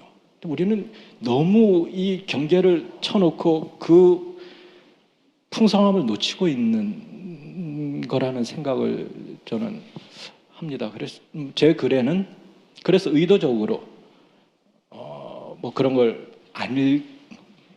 안 안 읽은 건지 못 읽은 건지는 모르겠습니다만, 그래서 전 제가 읽는 분야에서 제 중세사를 이제 하는 분야의 중세사의 한 70%가 중세사 분야의 교수들이 역사학과 교수분들이 아니거든요. 영어 영문학과 교수분들이죠. 중세를 공부하는 분들은. 그런 분들을 리터러리 히스토리안이라고 그러거든요. 저같이 이제 역사 사료를 갖고 하는 분을 히스토리컬 히스토리언이라고 그러고요. 그러니까 영문학이건 노문학이건 불문학이건 이건 다 역사가들이거든요. 성사학자들도 실제로는 뭐 여기 김선영 박사님 와서 강의하시지만 그분도 자신을 역사학자라고 자의식을 갖고 계시거든요. 다른 게 아니거든요. 역사학의 바운더리 이건 전혀 너무 새로운 게 아니라는 거죠. 톨스토이하고 도스토옙스키 할 때는 당연히 그 인용해야죠. 근데 우리가 톨스토이 얘기하는데 동방신하고 찾고 하면 찾을 게 없거든요. 그런 식으로만 접근하면 게 없고요. 여러분 대부분 이제 뭐 대학을 졸업하신 분들은 DBPR라는 프로그램을 그 졸업하신 학교에서 무료로 구독하실 수 있습니다. 그러니까 그 학교 이메일 학교로 연락하시면 여러분이 무료로 엄청나게 많은 종류의 한국의 좋은 논문들을 다운 받으실 수 있으니까요. 근데 돈 쓰지 마시고요. 그렇게 공부하세요. 출판사 복 있는 사람 죄송합니다. CUP도 죄송하고요. 네, 감사합니다. 제가 준비한 질문이 더 있는데 제 질문은 더 이상 하지 않겠습니다. 지금 벌써 시간이 9시 2분입니다. 그래서 최대한 여러분들이 내주신 질문을 좀 더 교수님께 여쭈어서 그 답을 좀 들으시도록 하는 게 좋겠습니다. 본격적인 우리 참가하신 독자님들 그리고 지금 이 페이스북 라이브 영상을 보고 계실 독자분들이 내주신 질문으로 들어가기 전에 이 책의 한 대목을 제가 먼저 좀 읽어드리고자 합니다. 이 대목이 들머리에 책의 도입부에 나오는 내용인데 아마도 교수님께서 이 책을 통해서 하시고자 하시는 이야기가 이 문장, 이 단락에 담겨 있지 않나 생각을 합니다. 지금 한국 교회는 위험을 대면하지 않고 위기를 극복하려고 하고 있다. 그 한 방편은 돈키호테처럼 가상의 적들을 만들고 전투를 벌이는 것이다. 이들의 무기는 모든 것을 신앙으로, 성경으로 환원하는 것이다. 신학적 정통이라는 미명하에 횡행하는 이 환원주의는 내부 결집에는 효과적일지 모르나 위기를 헤쳐가는 가장 게으른 방식이다. 창조과학이건 이슬람 혐오건 여성에 대한 차별이건 한국교회는 지금 그 모든 정당성을 성경에 대한 절대적인 믿음이라는 것으로 환원하고 있지 않은가. 이 틀 속에서 갖는 인간에 대한 이해는 사람을 질식시킬 수밖에 없다. 이 틀을 벗기 위해 필요한 것은 엄정한 신학적 사유보다는 품이 넉넉한 인문학적 상상력이다. 네, 그러면 이제 본격적으로 우리 참가하신 분들 그리고 독자님들께서 주신 질문을 좀 교수님께 드리려고 합니다. 일단 이 가장 많은 좋아요가 나온 질문 먼저 좀 볼 텐데요. 네, 텍스트에 갇혀버려 이게 나오나요? 영상에? 안 나오나요? 네, 저한테만 보이는 것 같습니다. 제가 읽어드리겠습니다. 텍스트에 갇혀버려 나와 타자를 가르게 됐다는 교수님의 말씀에서 사실 텍스트에 갇혔기 때문이 아니라 텍스트를 제대로 이해 혹은 해석해내지 못했기 때문은 아닐까요? 텍스트를 제대로 해석했다면 오히려 배제가 아니라 포용의 컨텍스트를 이루지 않았을까요? 라는 질문입니다. 제가 제일 많이 들었던 질문이기도 합니다. 제가 그 답을 명확하게 드릴 수 있을지는 모르겠습니다만 제가 책에서 접근하는 방식은 오늘 여기에서거든요. 즉 오늘 한국 교회의 현실이 그렇다라는 얘기죠. 물론 정말 그렇지 않은 분들 그리고 그렇지 않고자 애쓰시는 분들이 굉장히 많다라는 것 그리고 훨씬 더 깊은 텍스트 이해를 갖고 계신 분들 그리고 그런 목회자들이 많다라는 것을 제가 부정하지는 않습니다만 또 부정할 수 없는 것 저희가 부정할 수 없는 것이 원칙적으로 우리가 원리적으로 알고 있는 것과 텍스트를 잘 읽어나가면 풀어갈 수 있다라고 원리적으로 알고 있는 것과 현실에서 들려지는 목소리와의 간극이 너무 크다라는 거죠. 제가 제기하고 싶은 건 그것이라는 거죠. 그렇게 잘 읽어내서 풀어낸 목소리들은 사실 들리지 않거든요. 근데 오히려 잘못 읽어내서 과격하게 표현되는 목소리들이 우세하고, 그리고 사람들은 그 목소리가 기독교의 목소리인 양 오해하게 만드는 것, 이것이 아마 제가 문제 제기하고 싶었던 것일 것 같습니다. 그리고 저는 뭐 그 원칙적으로 당연하다 뭐 그것에 대해서 반대하지 않습니다. 앞서 제가 말씀드렸듯이 저는 던지는 것이고 성사학자들이 결국 그걸 제대로 풀어서 설명하시고 마무리하는 거다라고 저는 믿기 때문에 그 부분에 대해서는 오늘 한국 교회 현실이 딱 그렇지만은 않은 것 아닌가. 전 거기서부터 제가 문제시 출발했기 때문에 이런 식의 표현을 한 것이라고 말씀드리고 싶습니다. 네. 그 다음으로 올라온 질문인데요. 어릴 때부터 이런 말을 많이 들었습니다. 유럽 교회를 보아라. 교회가 텅텅 비고 교회당이 이슬람 사원으로 바뀌고 있다. 서구 교회의 세속화가 교회의 몰락을 가져왔다. 이런 얘기를 많이 들었습니다.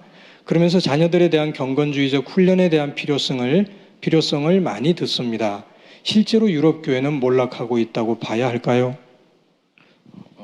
이게 이제 제가 사실은 굉장히 한국교회 아이러니라고 느끼는 거거든요. 앤티 라이트나 뭐 제임스 더니건, 최근에 왔던 세라 코클리건 다 영국 분이거든요.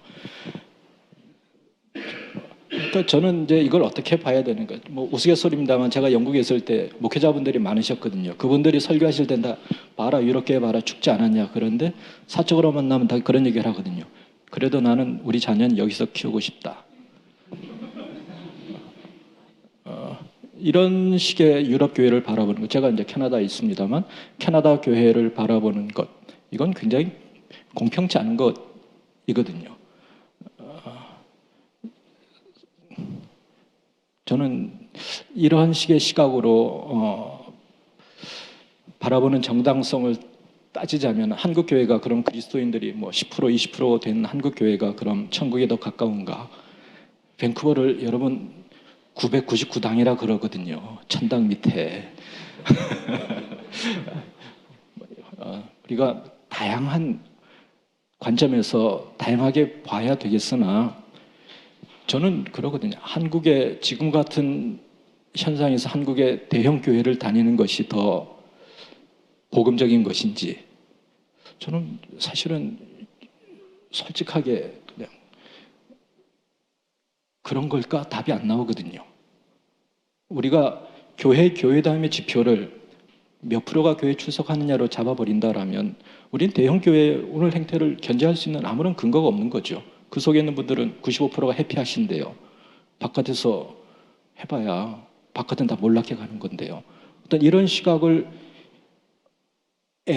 경도돼 있다라는 이 현실에 대해서 문제 제기를 해야 되는 거죠.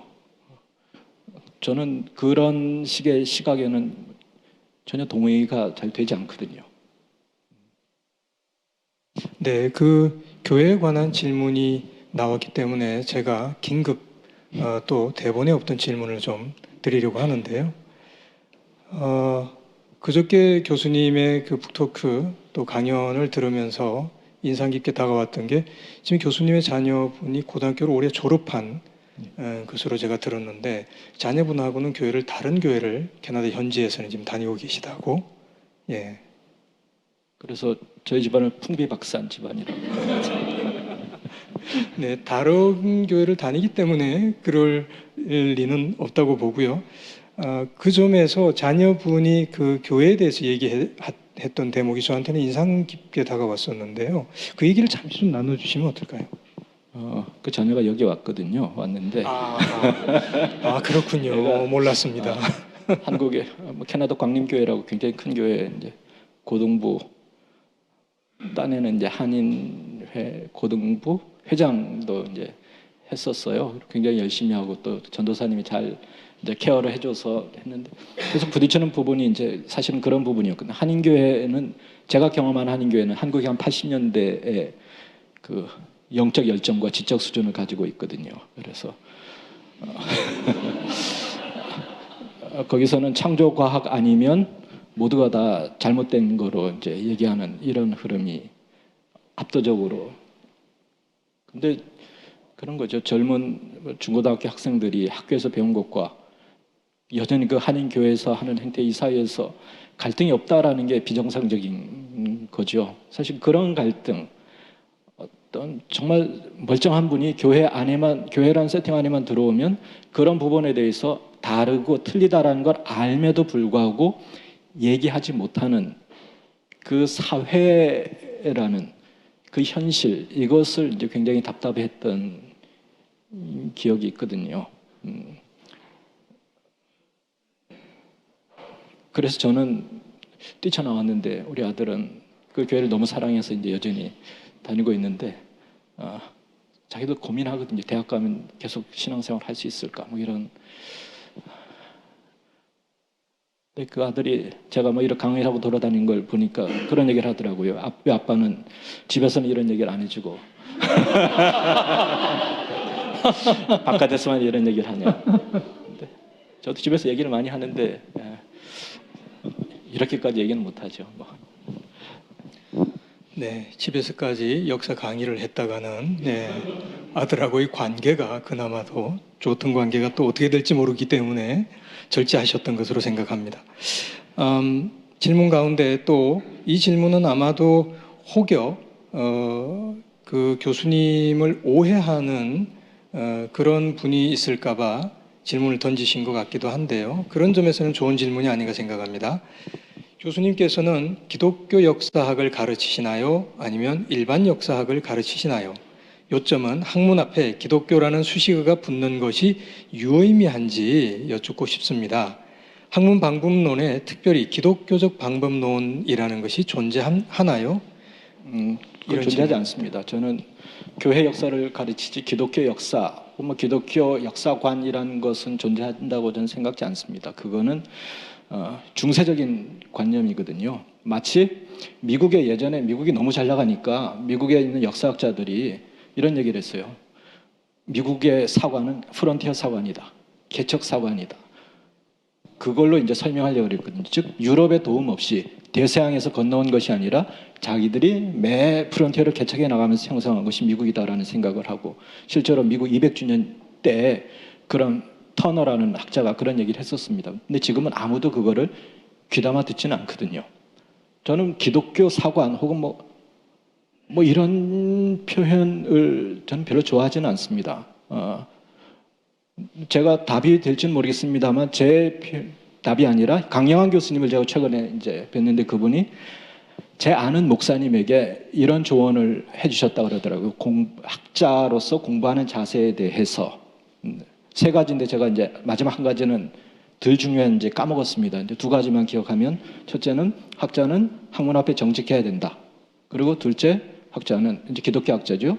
교회를 늘 생각해야 된다.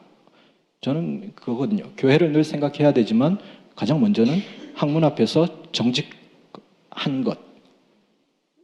그렇지 않으면 실은 기독교라는 것이 벽을 세우는 것이 될 수밖에 없거든요. 근데 제가 강영환 교수님, 제가 웬만하면 이렇게 말을 하거나 할 때 그닥 꿀리진 않거든요. 그냥 계속 뭐 할 수 있는데 강영환 교수님과는 제가 사실은 몇 마디 나눈 다음에 그 다음에 바로 깨갱하고 꼬리를 내렸었던 기억이 있습니다. 그 정도로 제가 만나본 분 중에 제일 어떤 학문적인 깊이나 통찰이나 이게 그 어떤 분보다 깊었던 분으로 기억을 합니다. 근데 그분이 제가 그래서 그분 강의를 하루 종일 한번 들은 적이 있어요. 한 2달 됐습니다만 거의 선을 넘어가는 그분이 고신대 이사장도 하셨잖아요. 근데 뭐 전혀 뭐 고신이라고 믿을 수 없는 만한 막 선을 넘나드는 자유롭게 근데 저는 그분에게서 느낀 게 구심력이거든요. 끝없이 우주로 팽창돼 갈 것 같은 그 다양한 담론 속에 그분이 어떤 기독교적 가치나 성경의 가치가 늘 그분을 끌어당기고 어떤 결국은 중심으로 돌아오게 하는 그 힘이 있으시더라고요. 그 힘이 있으니까 끊임없이 확장할 수 있는 거죠. 사실 그 힘이 없으면 벽을 세울 수밖에 없거든요. 경계를 세울 수밖에 없고 기독교적이라는 표현을 앞에 붙일 수밖에 없거든요. 그래서 저는 정말 자신이 있다면 굳이 그런 표현을 쓰지 않고 우리가 할 수 있어야 된다라고 보는 거죠. 근데 유감스럽게도 교회사가 그러기가 굉장히 쉬운 학문이거든요. 교회를 바라보는 쭉 역사를 바라보는 게 그 형성사 이상을 넘어서지 못하는 이 시각이 저는 실은 한국 교회의 어떤 문제, 뭐 큰지 작은지는 모르겠습니다. 일조한 부분이 있거든요. 그래서 우리는 역사부터 해방시켜야 되는 거죠. 그런 교조적인 시각. 이게 기독교적이란 말이 더없이 교조적이 될 수도 있거든요. 예. 네, 감사합니다. 사실은 질문을 계속 많이 올려주셨어요. 근데 시간이 벌써 15분이 지났습니다. 그래서 이 질문을 이 시간에 다 풀어내기는 좀 어렵겠다 생각이 들고요. 이 질문은 교수님께 좀 전달을 해드려서 이 질문을 참고 삼아 다음 책을 좀 써주시도록 부탁을 좀 드리고 싶습니다. 그렇게 부탁을 드리고요. 혹여 여기에 이런 식으로 질문을 남기시지 못한 경우가 우리 여기 계신 독자님들 가운데 계실 것 같아요. 저만 해도 여기 들어가서 질문 못 남길 것 같아요. 그래서 나는 여기 질문을 들어가서 못 남기겠다. 그냥 이 자리에서 바로 질문할 수 있으면 좋겠다 하시는 분 한 분만 좀 질문을 받으면 어떨까 싶습니다. 혹시 여기에는 남기지 못했지만 지금 앉으신 곳에서 바로 그냥 현장에서 내가 질문을 꼭 좀 드리고 싶다. 한 분만. 네, 제가 이렇게까지 기회를 드렸는데 맨 뒤에 계신 우리 여성분. 네, 마이크가 가고 있습니다. 네, 안녕하세요, 교수님. 강의 잘 들었고, 사실 저는 질문을 남겼는데, 제 걸 읽어주십사 계속 기도를 드렸는데, 응답이 안 돼서 손을 들게 되었습니다. 네. 네, 이렇게 응답이 됐다고 생각하십니다. 아멘. 네. 네, 제가 궁금했던 거는, 이 콘텍스트에 대한 관심을 가지면서 보니까 지금 제가 하고 있는 뭐 예배라든지 아니면 알고 있는 교리라든지 뭐 성경 해석이라든지 아니면 교회 제도 같은 것들이 다 하나님께서 이루어 주신 건 줄 알았는데 알고 보니까 역사를 거쳐서 전통이 되고 제도화된 어떤 그런 역사의 산물처럼 느껴질 때가 있는 거예요. 그래서 예배를 드려도 지금 이런 예배가 정말 처음에 하나님이 의도하신 본질인지 아니면 그냥 역사와 전통을 거쳐서 내가 학습하고 있는 것인지 이런 고민들이 들 때가 많거든요. 그래서 교수님께서는 그런 전통과 본질을 어떻게 구분하시는지 그리고 개인적으로 어떤 신앙생활을 가장 이상적이라고 생각하시는지 그 궁금합니다. 네. 큰 게 들어왔는데요, 너무. 저는 교회라는 게 이게 이제 세속적 입장에서 보면 교회의 가장 중요한 두 가지 요소는 민족과 언어거든요. 우리는 이제 한국에 있으니까 다 한인교회 다니고 한국말로 쓰는 교회 다니죠. 외국에 가보시면 민족과 언어에 따라서 교회는 다 다릅니다. 그리고 예배드리는 모습도 다 달라요. 근데 이걸 이제 우리가 그냥 평면적으로 얘기하자면 그러니까 민족과 언어에 따라서 교회가 어떤 예배 형태를 스스로가 다 잡은 뭐 인간이 만든 제도라고 볼 수도 있지만 그게 신비가 작동하는 방식이기도 한 거거든요. 예컨대 이제 손석희 앵커가 그런 표현을 했지 않습니까? 복음이 그리스도로 가서는 철학이 되었고 로마로 가서는 제도가 됐고 중세로 가서는 문화가 됐고 미국으로 가서는 기업이 되고 한국으로 와서는 뭐 아주 훌륭하게 되었다. 뭐 이런 표현을 하는데 그런 거죠. 우리가 이걸 평면적으로 보면 그러면 잘못된 거냐? 저는 그렇게 생각하지 않거든요. 그리스로 가서 철학이 되었기 때문에 철학을 옷 입었기 때문에 훨씬 더 풍성한 신학 담론이 나올 수 있었던 것이고 제도가 되었기 때문에 그 철학이 사람들의 삶 속에 들어올 수 있었던 부분이 있는 거거든요. 그러니까 이걸 우리가 어떤 인간의 이성으로 눈으로 그걸 모든 걸 다 분해해서 볼 수도 있겠습니다만 신비가 작동하는 방식은 이제 그런 것이라고 저는 기본적으로 생각을 하거든요. 그리고 캐나다에서 제가 이제 교회사 과목을 할 때 기말의 프로젝트로 뭐 그런 프로젝트를 해요. 고대 교회를 찾아가서 그들의 예배 가고 거기에 있는 성직자들과 인터뷰를 해서 그걸 이제 기록으로 남기고 사진이나 뭐 동영상도 이렇게 해오시는데 오늘 뭐 그 당사자분도 오셨습니다. 국민일보 김지방 기자님이 그걸 어디를 가셨죠? 러시아 정교회를 가셨었나요? 예. 그런 얘기를 이제 하시더라고요. 다녀와서 우리가 가지고 있던 것이 이 전체 앞에서 정말 보잘것없다는 가치가 없다라는 것이 아니라 작은 일부분일 수 있겠다. 그러니까 우리가 그런 걸 이제 보는 방식을 저는 이렇게 보거든요. 그 앞에서 와 이게 다 그러니까 사람이 만든 각각의 인위적인 제도라고 볼 수도 있지만 하나님의 역사하는 방식은 굉장히 다양하게 역사하신다라는 거죠. 그러니까 그 앞에서 우리가 해야 될 것, 우리가 그 앞에서 경험해야 될 것, 혹은 우리가 고백해야 될 것은 겸손이거든요. 우리가 다 이해하지 못하는 경륜인 거죠. 근데 그것을 우리가 배제해버리면 실은 굉장히 드라이하거든요. 근데 저는 뭐 그렇게 생각하지는 않습니다. 그 나름의 역사 속에 신학이 다르고 전통이 다를지라도 그 속에서 토착화돼서 전해지는 흐름이 있다라는 거죠. 제가 이제 한국 교회에 대해서 가지고 있는 기대라면 그런 독자적인 우리만의 전통과 우리만의 신학과 우리만의 교회를 나중에 우리가 아니라 나중에 후대 세대들이 아 저것은 한국 교회만의 신비가 작동하는 방식으로 형성된 교회야 라고 고백할 수 있는 교회가 나올 수 있을까? 혹은 오늘의 대형 교회가 그런 모델일까? 이게 이제 고민인 것이지 저는 어떤 시대, 어떤 형태로든 교회는 늘 바뀌어왔거든요. 근데 그것을 우리가 단순히 인위적이라고 얘기할 것이 아니라 그 컨텍스트에서 텍스트가 작동한 방식이라고 저는 믿거든요. 뭐 그렇게 생각하시면 우리가 신비 앞에 더 겸손해질 수 있는 거죠. 네, 감사합니다. 시간이 더 있으면 좀 더 풍성한 얘기를 나눌 수 있겠다 생각이 되는데 아쉽지만 여기서 좀 마무리해야겠다 생각하고요. 오늘 이 책 텍스트를 넘어 콘텍스트로 이 책은 제가 읽은 바로는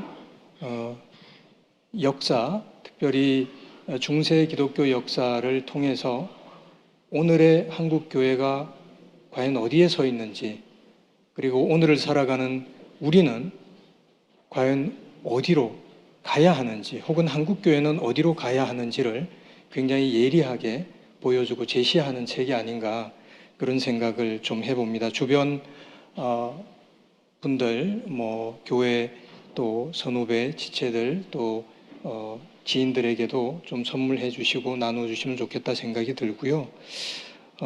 특별히 이 책은 또 그 1인 출판사에서 책이 나왔습니다.